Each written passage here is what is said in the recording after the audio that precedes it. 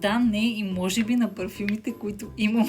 Не ме съдете, че имам толкова много. Да, обичам парфюми, но някои от тях са ми подарък. А също така лайкнете това видео, защото ще е сложно за обработка, тъй като ще сложа и нотките на парфюмите. Аз обичам много плодови парфюми, така че всичките ще са такива. Очаквали ли сте друго?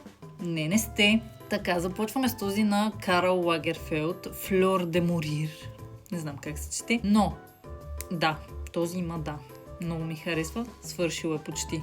Този ми е нов, много ми харесва, така че да. А може би хората трябва да спрат да ми подаряват парфюми.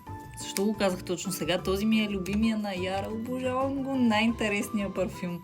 Следващия, този също много си го харесвам, на Boss, така че да. Еклерчето, задължително да. Елизабет Арден, да. Този си го взех, защото имах период, в който казвах, че няма си пръскам парфюми и са вредни. Може би са, но този е 99% натурален от Douglas. Много хубаво мирише плодово, но не държи изобщо. Lost Cherry, да, има да от мен. Тук някакви от подаръци. Това всъщност по едно време взе, че почна да ми харесва, но виждате, почти не съм го използвала. Виша на бомбони, между другото. Луи Джо. Да, има да.